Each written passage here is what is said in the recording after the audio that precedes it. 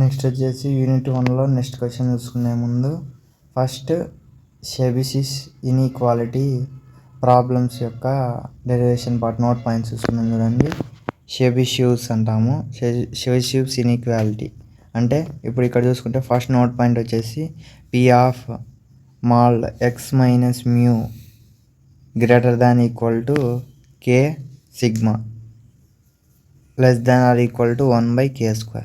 ఇది first note point. దీంతోనే second note point వచ్చేసి P of mod x minus mu less than k omega greater than or equal to 1 - 1/k². ఇప్పుడు ఇక్కడ వచ్చేసి k omega equal to mod x minus mu అంటాము. ఇప్పుడు ఇక్కడ ఏం కావాలి, ఓన్లీ కే కావాలంటే ఇప్పుడు కే కావాలి. ఈ ఒమేగా అనేది పైన ఎక్కడికి వస్తుంది, కిందికి వస్తుంది. అప్పుడు ఏమైంది, k equal to mod x minus mu by omega. Mu అంటే మీన్, అలా సిగ్మా అంటే స్టాండర్డ్ డీవియేషన్.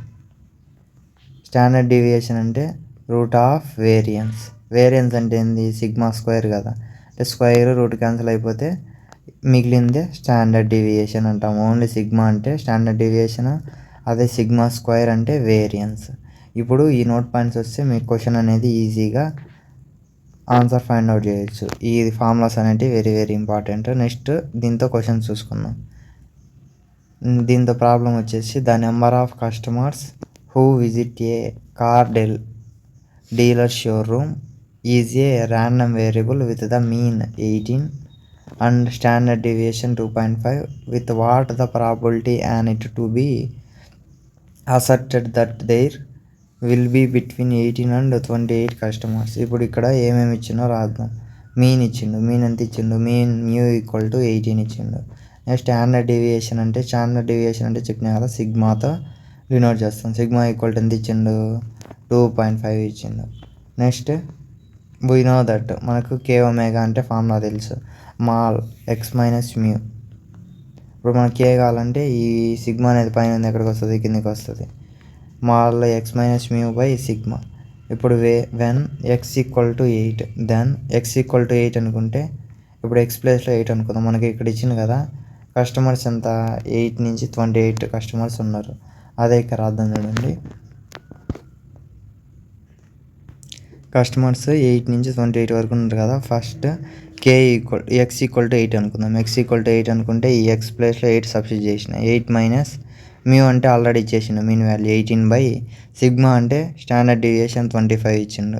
ఇప్పుడు ఇది క్యాలిక్యులేట్ చేస్తే ఏమైంది, 10/2.5 అయింది. ఇక్కడ పాయింట్ ఉండాలి, 2.5 అయింది. అప్పుడు ఎంత, కే ఈక్వల్ టు 4 అయింది. నెక్స్ట్ ఇంకేమి ఇచ్చిండు, ఇది 8. ఇప్పుడు ఎక్స్ ఈక్వల్ టు 28 అనుకుందాం. ఎక్స్ ఈక్వల్ టు 28 అనుకుంటే మాల్ 28 మైనస్ 18/2.5. మాల్ 28/18 ఏమైంది, -10 అయింది. 10 ఇప్పుడు -10 అయినా మాల్ ఉంటే +10 అయిపోద్ది.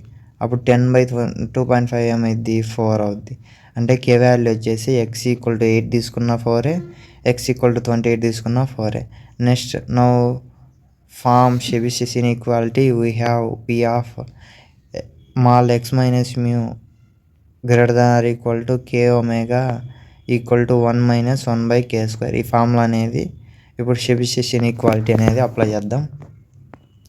ఇప్పుడు ఇక్కడ చూసుకుంటే మనకి కే వాల్యూ తెలుసు, సిగ్మా వాల్యూ తెలుసు, మ్యూ వాల్యూ తెలుసు. అది సబ్స్టిట్యూట్ చేద్దాం.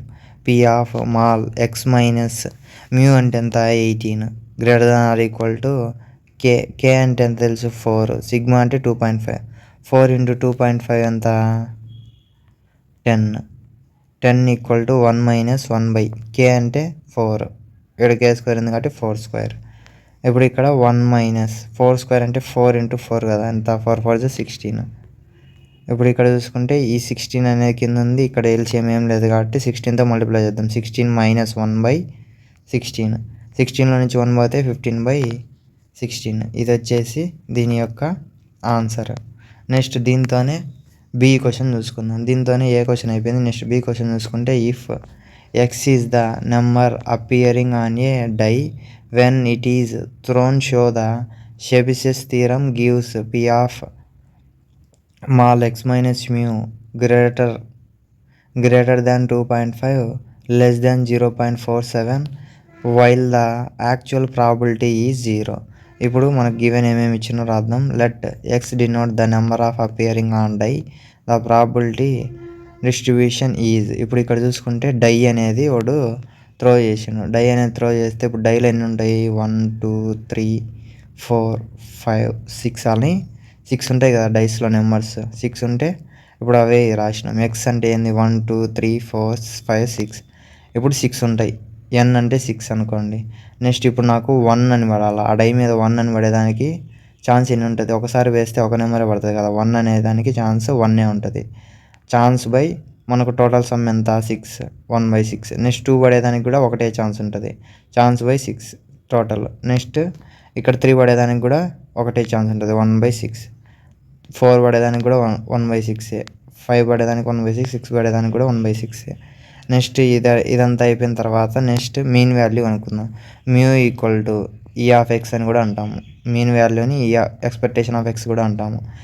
ఇప్పుడు ఇది ఏంది? ఇది కంటిన్యూసా డిస్క్రీటా అని మనకు అనుకోవాలంటే బాక్స్ టైప్లో ఉంటే డిస్క్రీట్, లేదా ఎఫ్ ఆఫ్ ఎక్స్ ఇస్తే కంటిన్యూస్. డిస్క్రీట్లో మనం మీన్ వాల్యూ కనుక్కోవాలంటే summation x i into P of x i formula. ఇప్పుడు ఇక్కడ చూసుకుంటే ఎక్స్ఐ అంటే ఇది 1 ఇంటూ 1/6 ప్లస్ 2 ఇంటూ 1/6, ఇది ఇక్కడ రాసిన చూడండి, plus 3 into 1/6. Next 4 into 1/6, 5 into 1/6, 6 into 1/6. ఇప్పుడు ఇదంతా క్యాలిక్యులేట్ చేస్తే దీని వాల్యూ వచ్చేసి 7/2. దీన్ని డెసిమల్ ఫార్ములా రాస్తే 3.5. నెక్స్ట్ మీన్ వాల్యూ అయిపోయింది. నెక్స్ట్ వేరియన్స్ కనుక్కుందాం. వేరియన్స్కి ఫార్ములా ఏంది? ఏదర్ కంటిన్యూస్లో అయినా ఏదర్ డిస్క్రీట్లో అయినా వేరియన్స్ ఫార్ములా వచ్చేసి సేమ్ ఉంటుంది. Expectation of X square minus expectation of X whole square. First ఇది కనుక్కోవాలంటే ఎక్స్పెక్టేషన్ ఆఫ్ ఎక్స్ స్క్వేర్ మనకు తెలియదు కాబట్టి కనుక్కుందాం. ఎక్స్పెక్టేషన్ ఆఫ్ ఎక్స్ స్క్వేర్ అంటే ఏం లేదు. ఇప్పుడు ఇక్కడ చూడండి, ఇక్కడ 1 ఉంది, ఇక్కడ స్క్వేర్ కాబట్టి 1 స్క్వేర్ చేస్తాం. 1 square into 1/6 plus 2 square into 1/6 plus 3 square into 1/6, 4 square into 1/6, next 5 square into 1/6, 6 square into 1/6. ఇప్పుడు ఇక్కడ చూసుకుంటే ఇదంతా క్యాలిక్యులేట్ చేస్తే దీని వాల్యూ ఇదంతా మీరు క్యాష్లో డైరెక్ట్ క్యాలిక్యులేట్ చేయండి, మాన్యువల్గా కాకోకుండా. ఇప్పుడు ఇక్కడ చూడండి, ఇదంతా వాల్యూ 91/6 అవుద్ది. ఈ 91/6ని డెసిమల్ ఫార్ములా రాస్తే 15.167 అయింది. ఇప్పుడు ఇక్కడ చూసుకుంటే వేరియన్స్ అంటే ఏమని చెప్పిన? సిగ్మా స్క్వేర్తో ఇండికేట్ చేస్తారని చెప్పిన. వేరియన్స్ ఫైండ్ అవుట్ చేద్దాం. వేరియన్స్కి ఫార్ములా ఏంది? Expectation of X square minus expectation of X whole square. Expectation of X square అంటే ఏంది? 15.1667 మైనస్ ఎక్స్పెక్టేషన్ ఆఫ్ ఎక్స్ అంటే ఎంత వచ్చింది? 3.5 వచ్చింది. 3.5 హోల్ స్క్వేర్. ఇదంతా క్యాలిక్యులేట్ చేస్తే వేరియన్స్ వాల్యూ వచ్చేసి 2.9167 వస్తుంది. ఇప్పుడు ఈ వేరియన్స్ అనేది వచ్చింది. మనం ఇప్పుడు స్టాండర్డ్ డీవియేషన్ అంటే ఏంది? రూట్ ఆఫ్ వేరియన్స్ని సిగ్మా స్క్వేర్తో ఇండికేట్ చేస్తాం. స్క్వేర్కి రూట్కి పోతే ఇంకేం మిగులుతుంది? సిగ్మా మిగులుతుంది. ఇప్పుడు సిగ్మా అనేది మనం ఫైండ్ అవుట్ చేయాలి. ఇప్పుడు సిగ్మా ఈక్వల్ టు ఇది సబ్స్టిట్యూట్ చేస్తే ఇది పోతే సిగ్మా ఉంటుంది, ఈక్వల్ టు రూట్ ఆఫ్ 2.9167. ఇది రూట్ వేస్తే దీనికి ఎంత వస్తుంది ఆన్సర్? 1.7078 వస్తుంది. 1.7078 వస్తుంది. ఇప్పుడు స్టాండర్డ్ డీవియేషన్ వచ్చేసి 1.7078. Next by Chebyshev's inequality we have P of mod x minus mu greater than or equal to k omega less than 1/k² with given. ఇప్పుడు ఇక్కడ చూసుకుంటే ఇది ఇప్పుడు by comparing k omega equal to 2.5, k omega equal to 2.5. ఇప్పుడు మనం ఇది ఎలా వచ్చిందో చెప్తా చూడండి. మన క్వశ్చన్లో ఏమి ఇచ్చిండు? ఇది ఇచ్చిండు, ఇంత వాల్యూ అనేది ప్రూవ్ చేయమన్నాడు. ఇక్కడ మామూలుగా కే ఒమేగా ఉండాలి, అంటే కే ఒమేగా ఈక్వల్ టు 2.5 అని. ఈ ఫార్ములాని కంపేర్ చేస్తే చూడండి, ఫార్ములాతో కంపేర్ చేస్తే కే ఒమేగా ప్లేస్లో ఏముంది? 2.5 ఉంది. ఇప్పుడు మనకి ఏం కావాలి? ఓన్లీ కే వాల్యూ కావాలి. కే వాల్యూ కావాలంటే ఈ సిగ్మా అనేది పైన ఎక్కడికి వస్తుంది? కిందికి వస్తుంది. 2.5/సిగ్మా. కే ఈక్వల్ టు 2.5/సిగ్మా అంటే చూడండి, సిగ్మా అంటే వాల్యూ ఎంత? ఇప్పుడే కనుక్కున్నాం, 1.7078. ఇప్పుడు కే వాల్యూ వచ్చేసి ఇదంతా క్యాలిక్యులేట్ చేస్తే with help of the cashew 1.4638. ఇది వచ్చేసి k value. Now P of mod x minus mu greater than 2.5 less than 1/, 1.4638 whole square. ఇప్పుడు సబ్స్టిట్యూట్ చేస్తే ఇప్పుడు ఇక్కడ చూడండి, ఇక్కడ కే వాల్యూ సబ్స్టిట్యూట్ చేసినాయి. అప్పుడు ఏమైంది, ఇక్కడ ఇది క్యాలిక్యులేట్ చేస్తే 2.1427 వచ్చింది. ఇప్పుడు ఇది మొత్తం క్యాలిక్యులేట్ చేస్తే 0.47 వచ్చింది. ఇప్పుడు ఇది మనల్ని ప్రూవ్ చేయమన్నది ఏది, వాడు ఇదే, ఇది ప్రూవ్ చేయమన్నాడు. వాడు ఇచ్చిన డైస్ యొక్క డిస్క్రీట్ డిస్ట్రిబ్యూషన్ని మనకు ఇలా ప్రూవ్ చేయమన్నాడు. ఇప్పుడు హెన్స్ ప్రూవ్డ్, వాడు ఇదే కదా క్వశ్చన్లో కూడా ప్రూవ్ చేయమనేది. అంతా క్వశ్చన్లో కూడా ఎంత 0.47 అనేది ప్రూవ్ చేయమన్నాడు. This is about this question. Thank you. Please like and subscribe my channel. Thank you.